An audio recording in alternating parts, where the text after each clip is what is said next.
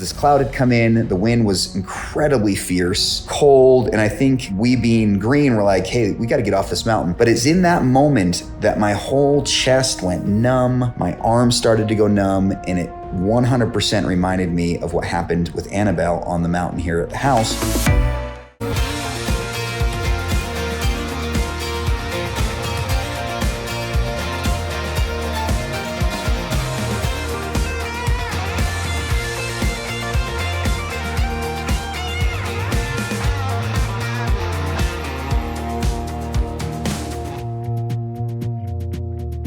So guys, as you know, I recently summited Mount Rainier, which is, for me, pretty special, primarily because when my dad passed, I've talked about this in previous videos, I just kind of felt that, I don't know, for one particular reason, I just felt like the urge to go summit a significant mountain. And it is a pretty significant mountain in the lower 48 states. It's actually the deadliest mountain in the lower 48 states, which I don't think you knew that. I didn't. In fact, I didn't even realize a lot of the really unique things about it until after he did it. Even when he was on the mountain, and I'm like, wow, this is quite the hike. And so me and a couple friends from the college track days got together, and we really put together a plan to kind of go summit Mount Rainier in a timely manner. It is advised to do it in 2 to 5 days, and we opted to do it in a day and not sleep and just go the whole way. So we originally planned to do it in August. We started to kind of prepare and train and whatnot. Unfortunately, the weather got to the point where the crevasses opened up so big that the ladders could no longer reach the other side, and so we couldn't cross, and so we decided to actually postpone it to June.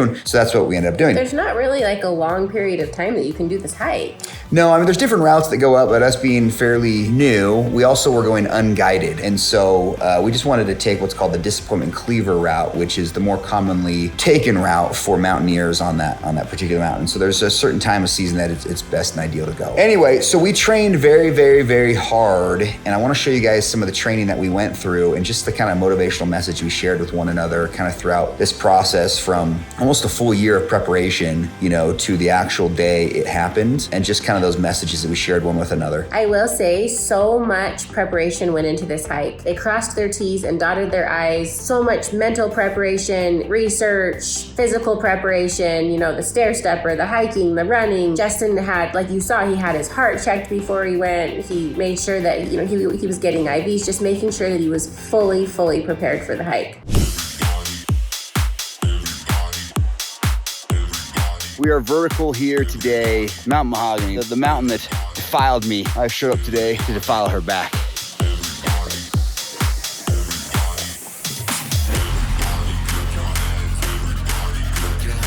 Let's go.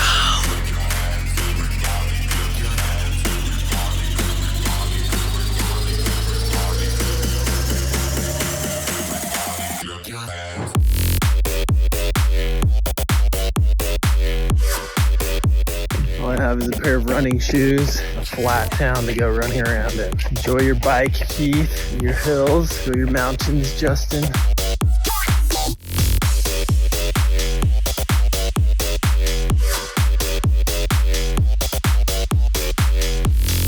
Should get me ready for negative temps and high winds and snow and ice up on Rainier. Feeling good, baby.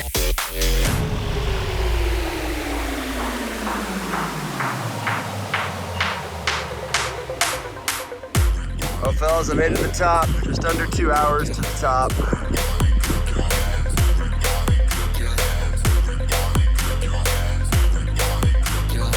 Man, I think all of us really pushed through a lot to be able to get up and get on top of this mountain. We're final push now.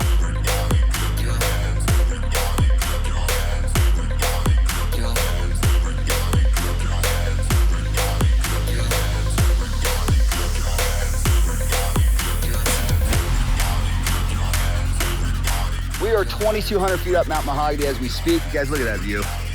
We are going, pushing for the summit, making phenomenal time.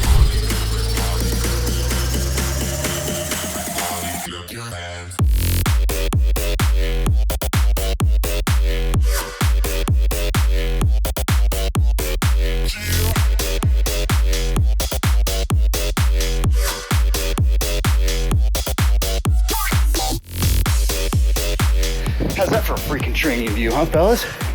Look at that.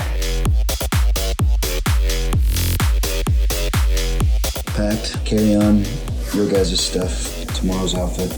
Boom, baby. So we decided to fly in to Seattle, stay the night, and then drive up to Ashford, which is about 2.5 hours. All right, you guys, documenting the journey to Rainier. So, met up with my buddy Lance Walker. We've known each other for like 20 years. We were on track together at BYU. He recently moved to Belize. In fact, you need to check out his YouTube channel. It's called Chasing Wild. He went and moved out there to run a yoga retreat that he purchased with a group of partners. So, pretty exciting. So, met up with him. We have just touched down in Seattle, waiting for our second buddy, Keith, who also we ran track with many years ago. We got ourselves a journey. So all packed up. Let me show you guys the setup, the gear here. We look like mountain men right now, so it's kind of fun. You know, it's not often I go on a plane on some sort of like guy's adventure. Normally if I'm adventuring with, you know, friends, it's you know, local, like pals, Zions, things like that. So it's been kind of a unique experience to jump on a plane with purpose of adventure. And so we're all pretty excited. We worked crazy hard. I mean, seriously, we trained very, very hard. In fact, it's interesting. I think me breaking my wrist in that snowmobile accident was probably a blessing in disguise because it forced me to not lift as often and run a bit more. So that has been nice to kind of get me in that shape to do that. But let me show you this gear setup real quick. So got the Singing Rock bag full of all sorts of goodies. I'll open up here a little bit later, but we got ice axe in here, crampons, food, coats, gloves, kind of everything, right? This is just my ready bag. This right here has extra gear in here for Lance and Keith that I brought along with all my GoPros, drones. And then this will be my summit bag. This is what I will use to take to the top of Rainier. Honestly, I'll use this further from the beginning. It's about a 33-liter bag, black diamond. We'll take this to the top. It has special clips on the outside for ice tools and things of that nature. Should be a pretty quick ascent. Idea is that this is light, quick to carry. So the plan, today is Sunday, the 11th. The plan is to arrive in Seattle, which we have, and then from there stay in a hotel tonight. Tomorrow drive up to Ashford, which is where Mount Rainier National Park is located, and get settled into our hotel, which is in Paradise. Another day in Paradise. It's right actually in the Paradise parking lot called Paradise Inn, which is great. Relax, get some lunch, just kind of take it easy, maybe take a nap, get some rest in, because come Monday evening / Tuesday morning, we'll begin our ascent from Paradise. So the route we're taking is called Disappointment Cleaver. It is a 14.5 roughly mile round trip top to bottom with a vertical rise of 9,000 feet. The technical aspect of Rainier is what gives its challenging rating, which is the fact that once you hit past 10,000 feet, you're essentially on a glacier and you're traveling in a little bit more precarious conditions, we'll call it. And so we have a rope team of 3 people. So it's Keith, Lance, and I, as I mentioned. And so we will rope up one to another and space ourselves out. And that's when we'll pull out some of the more ice related tools like crampons, ice axe, and things of that nature. And then we'll finish the last 4,000 feet in that manner. So the goal is to get up and down in a fairly timely manner. Typical Rainier ascents are 2 days. Some are 3, some are 4. Generally they're guided. We have opted to do it on our own. We've definitely done a lot of research through lots of interviews and lots of questioning to friends that I personally have that have done it. We've opted to do it without a guide, and we've opted to do it actually in one day. So the plan is to ascend and come back down. So basically car to summit to car, and I'm hoping under 12 hours is the goal. I think we'll probably do that. We're all in really, really good shape, but again, we haven't done this before. Despite the adventures that many of us have done, we have not personally glacier traveled before. So time will tell. Weather conditions look pretty good. Sorry, this is kind of boring, but I figure I want to document this whole thing, not only for you guys, but for myself. So you will see a lot of footage here. I'm going to actually combine all footage from, I have all my GoPros. I'm going to give them to each Keith and Lance. You'll see kind of every kind of different angle of this climb, the good, bad, and the ugly. So it should be kind of fun. Hug the kids, kiss the wife, all's well. We're super stoked. I think you guys have probably seen some of my past videos. You know that what really called me to the mountains was my dad, I think, passing away and feeling like this is something I wanted to do. So no particular reason other than I just, after he passed on, I felt that spirit of adventure and wanted to kind of get in the mountains and kind of be closer to him, I suppose. It sounds cheesy, but that's really kind of what inspired me to want to go do this. So, of course, Douglas J., this is for you, my friend. To Ashford we go. I'll check back in with you guys here in a bit.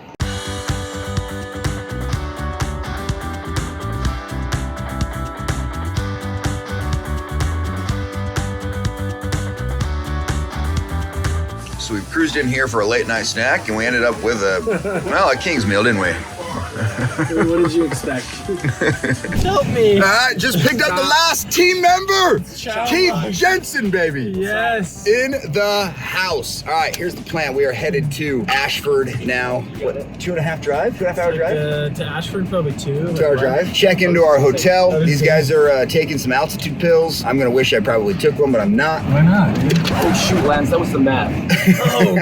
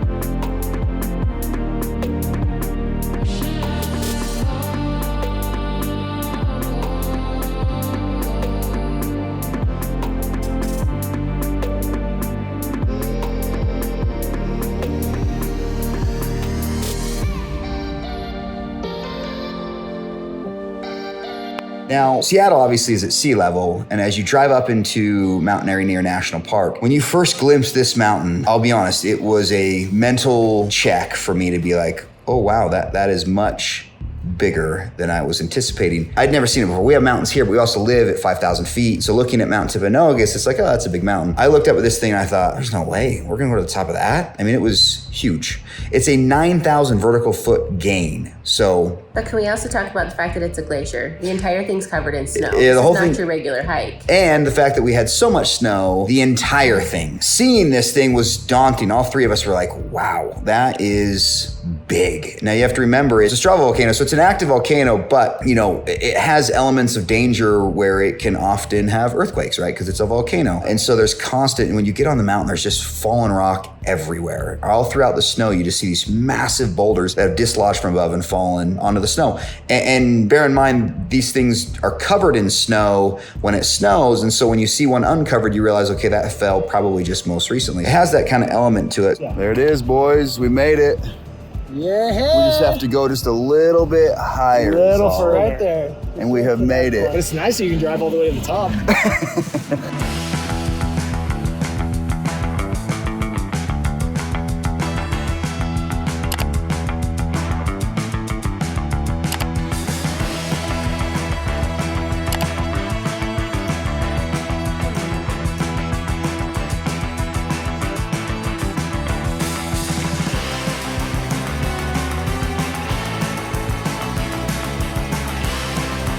Anyway, we get there and we check into the hotel, and the only way to make the timing of it work was we had to start at midnight Tuesday morning. So we woke up Monday morning, drove to Ashford, and got our gear ready. Now we have to have ice axes, crampons, ropes, warm gear, enough water to kind of go there and back, food, safety gear, etc. Tons of preparation. Yeah. It's crazy. Lots of prep, but also just like a level of mental toughness that I think that I was not ready for. And this is coming from a guy who's very mentally tough. Yeah, well, thank you, but I'll get to that here in a minute, but it was hard. All right, here's what it looks like. 11:20. No, it's like 11:37, bro. Oh. 11:44. 11:44, we're making PBJJs with our finger. So it is, again, almost midnight, coming up on Tuesday morning. We don't make our summit time. We know it's because we forgot the knife. Yeah, seriously. Yep, taking some quick hit some oxygen as if we need it. It just looks cool. So taking off in what, 30 minutes, you guys think? Maybe? Here we go. I'm ready to put my boots on and walk out the door, so. Really? Are you ready now? Yeah, let's do it. We'll talk more here in a bit. It's gonna be dark on the way up, but we'll capture as much as we can. All right, Lance, you ready? Yeah. Yep, we got navigation. Here we go. All right, headed out of the glorious Paradise Inn. Ready to go. Into the darkness we go, gentlemen. So, starting from Paradise Inn, it is dark. Moon is not shining. Woo! Very. Which way's the mountain? That way. I think I'm lost.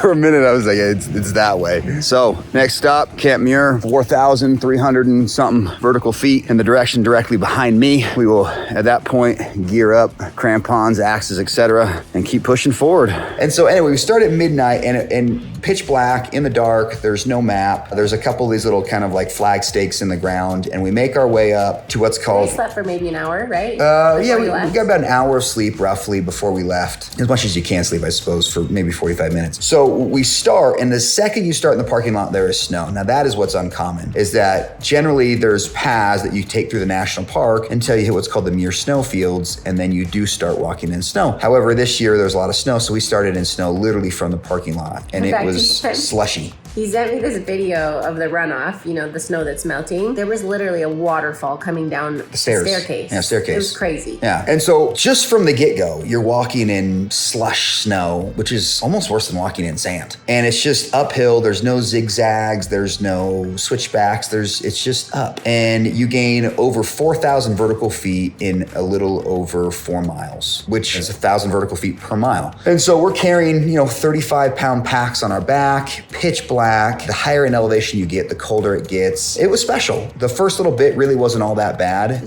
Just dark. Unfortunately, Lance lost his phone less than 1,000 feet from Camp Muir, and so he went back, tried to find it, couldn't find it. Ironically, they found it 3 days later. That's insane. Yeah, I didn't tell you that. So they did find his phone. But anyway, so, hiking together was a lot of fun because, again, we're not roped up at that point because you don't need to until you hit the glacier. About a mile in, and Justin's already causing us problems. All right. Like he needs water or something.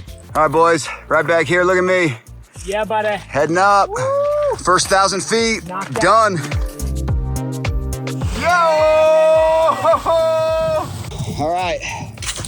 We've made it to the Muir snowfields in an hour and a half? Mountains up there. Lance, our navigational beacon at the moment. Leader. Yeah. Up we go. Straight up. Straight up, baby. 1 foot in front of the other.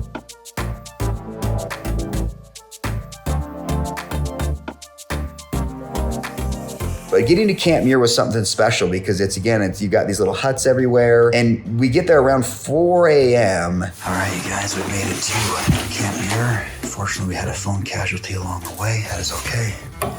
We're in the hut. Sun's starting to come out. Pretty spectacular view. And that is where we are headed. In that direction.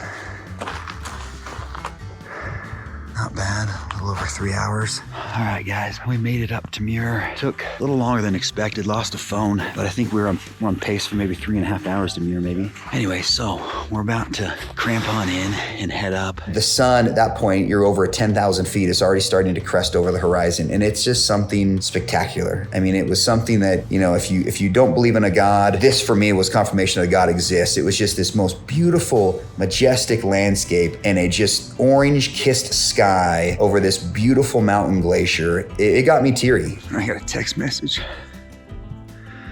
from my mom. I said, run to win, climb to win is what she said. And that's what my dad used to say anytime I had a track meet. So that was special. So that's what we're doing. We're climbing to win today. Well, you Douglas. Here we go.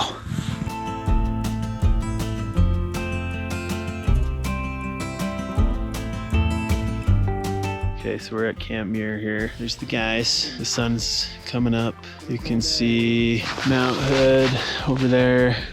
I feel like garbage. I realized right before we got to Muir that I had lost my phone, like a complete idiot. Justin was like, make sure to zip that up. And I was like, no, I'm good. So I was using it to navigate like every 5 minutes or even just keeping it in my hand a lot of the times. I didn't want to slow us down more by zipping the pocket up every time and fitting it in just right. And then somehow I ended up at the back of the group, and then I dropped my pack from my waist strap. I just unclipped my waist strap. I think that's when it fell out. So I spent like 25 minutes going to try and find it, and a lot of extra energy, and just felt sick. Then I got up here in the cold, having a hard time getting warm and just feeling pretty demoralized. So hopefully once we get going, it'll feel a little bit better, but we're way behind schedule. A lot of it was because of that. We didn't get here till like 4, and it's probably getting close to 5 now. It's taking a while to get all our stuff ready, and we're still not even roped up. So, yes. But hey, that's a beautiful sunrise right behind you there, Keith. I mean, you are beautiful. I am a beautiful sunrise. Sunrise. I'm a beautiful ray of sun. And we got team jackets. Look at all these poor suckers sleeping on a glacier. They could have gotten a comfortable hour and a half down at Paradise Inn for 500 a night. Totally worth it. Okay, here's Justin working his magic. Ropes guy. The ropes guy. Hey, can you work your magic a little faster, please? Yeah, I got you. Sorry. Burning daylight here on the mountain. Literally, we now have daylight, and you're burning it. Look at that view, though. I could definitely look at this all day. We take off from Camp Muir. It takes us a minute to get our gear together because at that point, we're putting crampons on, we're putting harnesses on, we're getting our ice axes out. And this is where you're kind of more of an expert because you've done a lot of this stuff before, right? I'm more of the ropes guy, and I've never been on a glacier before, but I'm more of the ropes guy, and so I opt to lead the rope team up the glacier. We are off. We got the rope team. Beautiful, beautiful sun coming up. It's about 5 a.m. Precautions at this point obviously are falling rocks, crevasses, so I will be making sure we do not fall on any little extra rope length on me. In case we do, I don't pull everyone in with me, but that is not gonna happen today. Grateful, just grateful. And so I'm the lead man going up, and there's about 30 feet of spacing between each of us, and so... Okay, explain this whole thing, because this is crazy to me. Why you guys are roped together? Well, you're roped together. First of all, the rope has to be taut because if someone falls into crevasse, the other two are your anchor from continue to fall farther down. But and explain how they're the anchor. It's crazy. Well, they take their ice axe and they what's called self-arrest, and they essentially just jam it into the snow as an anchor so they don't slide in with you. So that's kind of the idea. No thanks. And it's very common crevasse So explain what a crevasse is. I didn't know what it was. Well, crevasse is essentially just a large split in the ice in the glacier. So if it's small, you jump across it. If it's big, they have these ladders that you crawl across to get across these cracks. And so these crevasses, candidly, some of them have no end. They could go hundreds and hundreds of feet into the mountain. You don't even really know. Meaning like if you fall down. Yeah, if you fall in them, yeah. See ya! Anyway, so we start heading up the mountain, and it's spectacular. It's beautiful. It's amazing. We're all energetic. Again, you have to realize they're doing this in one day. So one there's push. No resting. Like they have to keep a pace. Yep.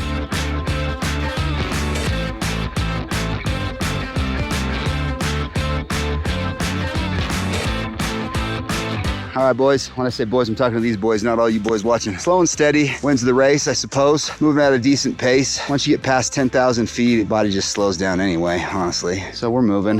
Crevasses are all here, beautiful. Look at that. Now, what's out in the distance? Is that Hood? Yeah, I think one of them's Hood, one of them's Shasta or Helena. Gorgeous, though. Fuck yeah.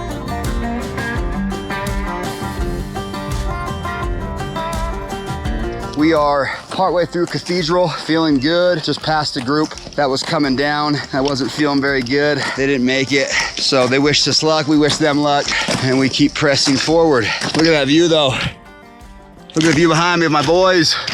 Gentlemen. Yes, sir. Views for days. This bit requires more hiking than anything else. So we got our ropes close so they don't get tangled. Kept the crampons on.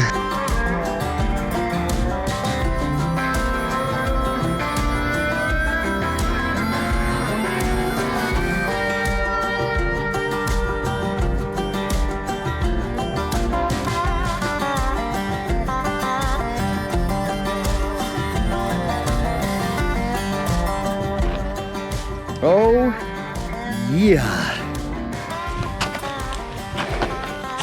Boys, you gotta come look down this when you get here.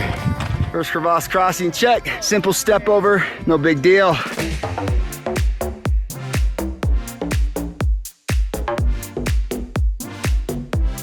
All right, making our way. I'm on my way. Give you guys a view of the glacier. Spectacular, my gosh, look at those crevasses.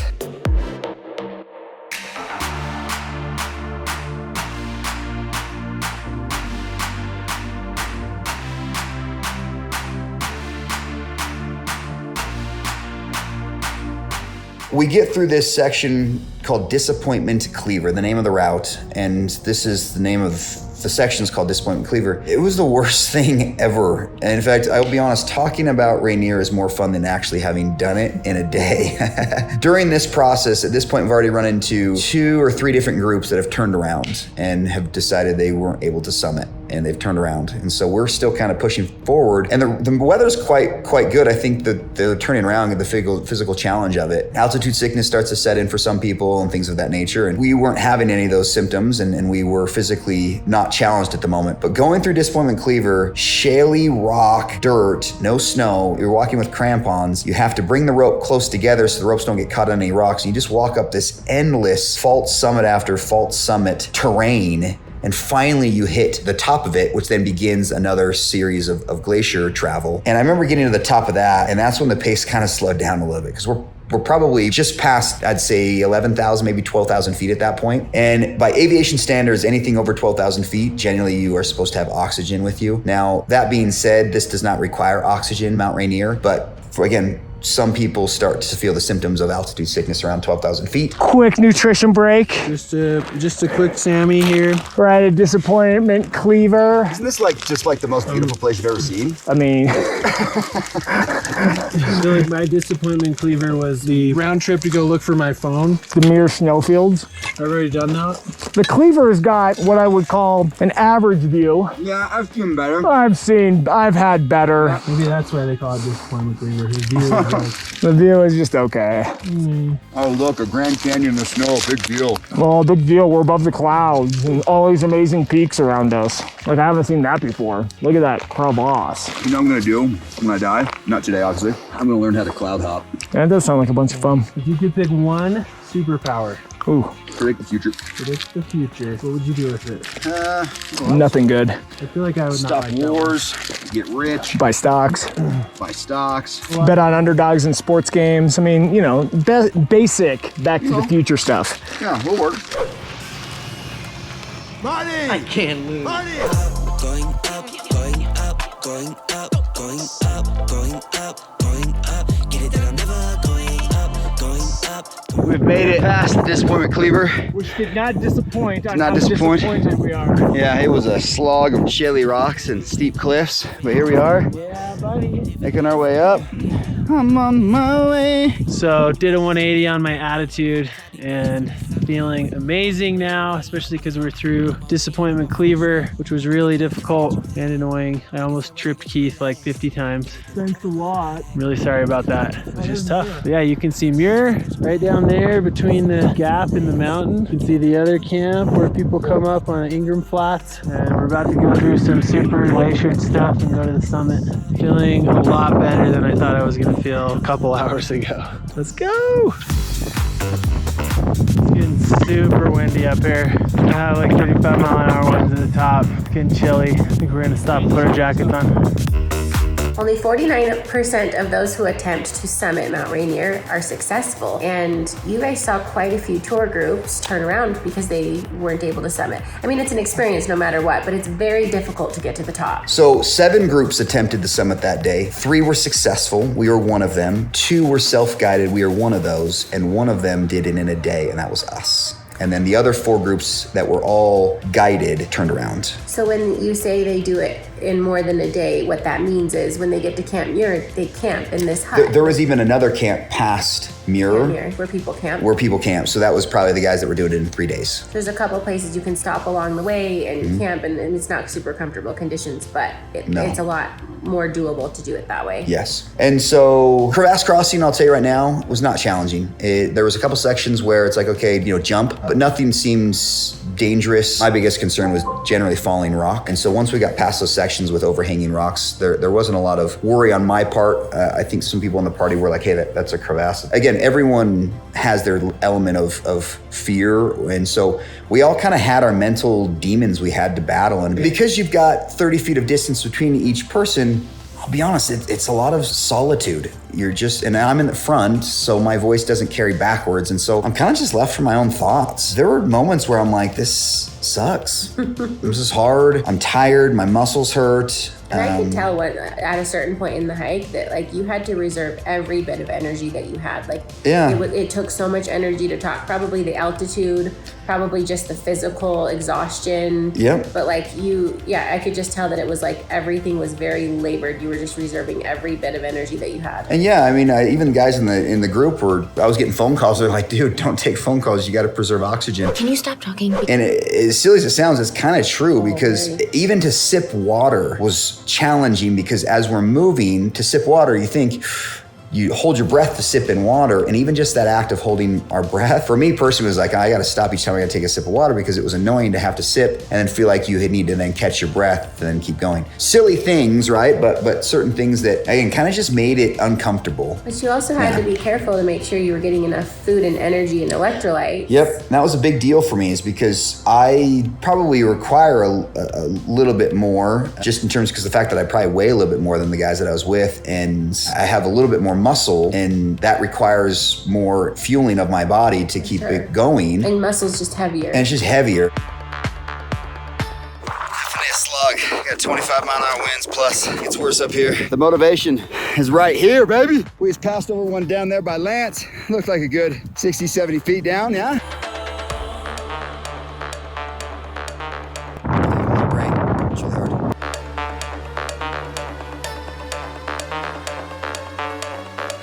Look at that. Yeah, let's go, baby. Just caves and caves of snow. What a beautiful mountain. My gosh. So proud of these dudes. Yeah, baby. Almost there. I think everybody's feeling the altitude. We are less than a mile from the summit. Really feeling pretty good. Not feeling pretty good. We're a little disappointed in our pace. We'd be at the top of the our best.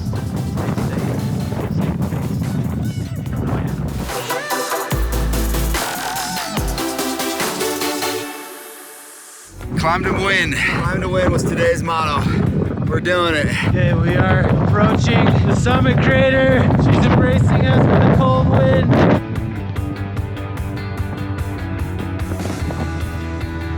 Woo! Here it is! 14,400!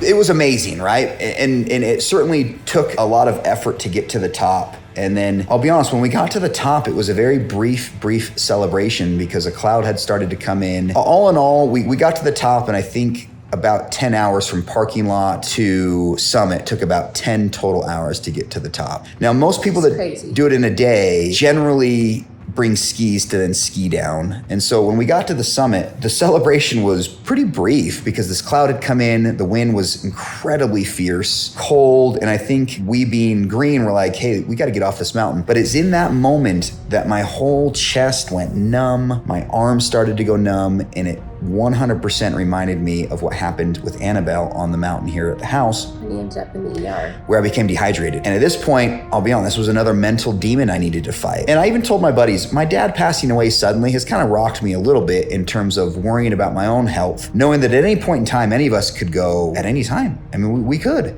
Like it can catch you by surprise. Kristen's dad's death was very unexpected. It was. And I think it's messed with me mentally because I never really thought about that stuff before. And so we're at the top. I already know the weather. There's no chance a helicopter can get up to us. Well, I was going to say that. Because of the weather. You have to explain, like, when there's that crazy of wind, a helicopter can't land. So if anything happens medically, you're in trouble. We're the only ones at the summit. Nobody is there, right? Because you guys were the first ones to the top, I imagine? No, there was 2 other groups that had just summited. So only 3 groups made it to the top. But they weren't with you. And no, and they started at midnight from Camp Muir. We started from the parking lot. And so they made it to the top maybe an hour before we did, if that gives you an idea of how fast we went. But then also the cloud in the sky was a chance of a total whiteout. So there were quite quite a few stresses at that moment. And again, all of these X factor unknowns made it stressful for me and even the guys in my party, because I told them, hey guys, I'm not feeling super good. This was really scary. And I think that kind of freaked everyone out, and rightfully so. But I knew in that moment, so I called Lindsay and I just kind of told her, I said, hey, say a little prayer for me because this is happening, but I'm going to be okay. You know, I try to keep a positive mental attitude.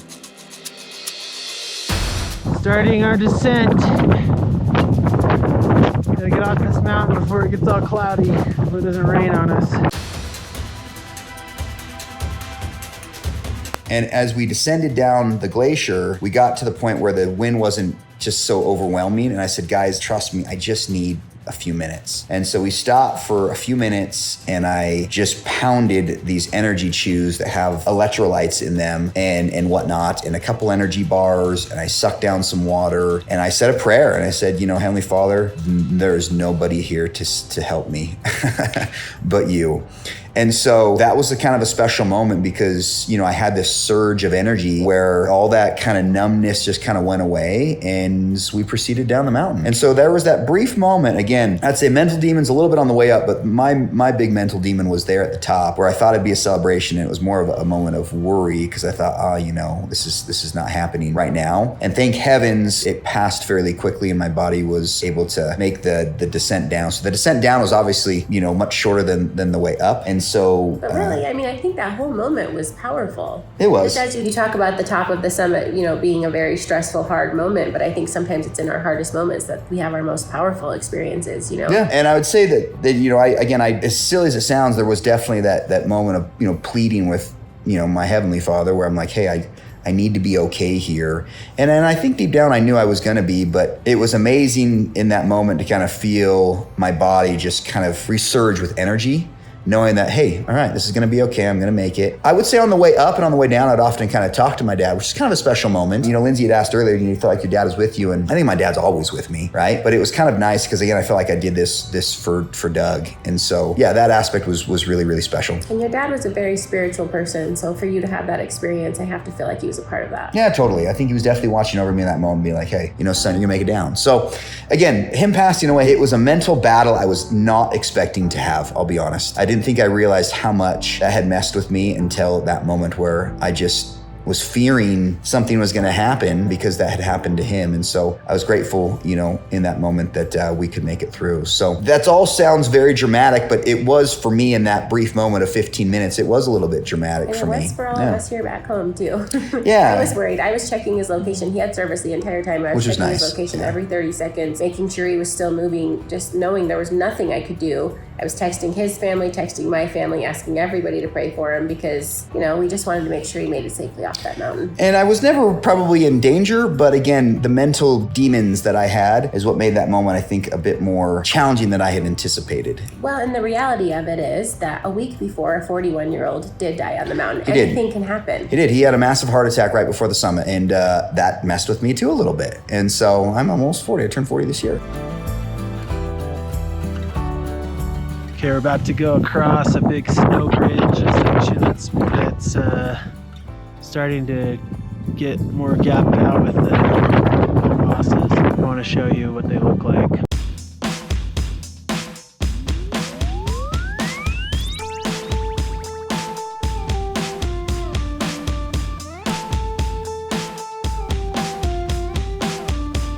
Okay, we're coming up on a section where the actual trail has a gap in it to walk over it. I thought it was up higher, but this is the snow bridge, little gap.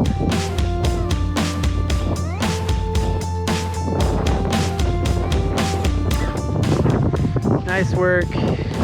Whoa! All right, showing you guys a little bit of a crevasse crossing here. Come up on it.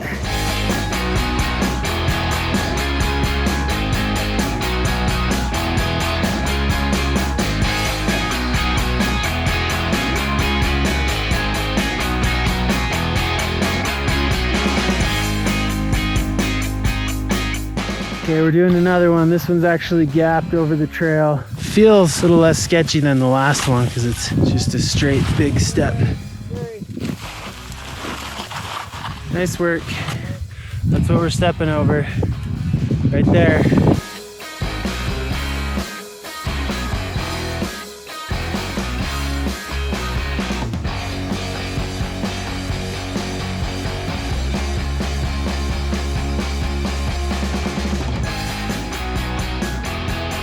And this climb was, I would recommend anyone go do something like this to challenge your body and your mental capabilities. I feel like in these moments, you learn a lot about yourself. I knew I was gonna make it to the top. I did. There was never a moment where I thought I was ever gonna turn around, ever. Not once. But I think you worried about the dangers of the mountain. Even though I felt like I was in really good physical condition, and I think I worried most about that. And so I think that, again, in that moment, I was concerned, but again, I was grateful for buddies there that encouraged me to kind of, keep going. Everything's gonna be okay. We'll be all right. Making our way down to Ingram Flats. Almost back to Muir. It's been epic, you guys. It's been epic. It's been the hardest thing I've ever done. It's been awesome. Not quite down, but getting there. It's pretty beautiful up here, though. Say what up, boys? Back to Muir we go. It has been a very long day. Woo! Very long day. 15 hours to be exact. But we did it in one push. FaceTime the kids and Lindsay when I get to base camp, baby. Anyway, I just think, again, the whole experience was spectacular. It was spiritual. It was hard. It was hands down the most physically challenging thing I have ever done in my entire life. Back to Muir, we have arrived. Keith has been patient in the middle, dealing with rope issues. Take one for the team. Here we are back to Muir. Base camp, baby. Success.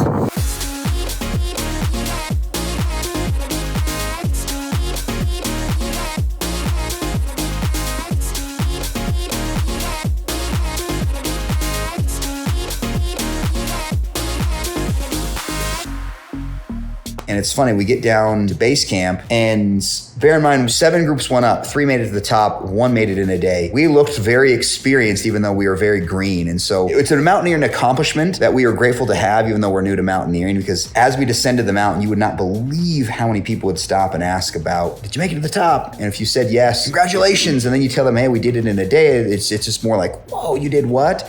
And so that kind of fueled us again to kind of keep going and keep going. Y'all, we have made it back 17 hours, I think, on our feet, yeah? I don't even want to walk over to the hotel. Neither do I. I have to want Keith to come pull the car in.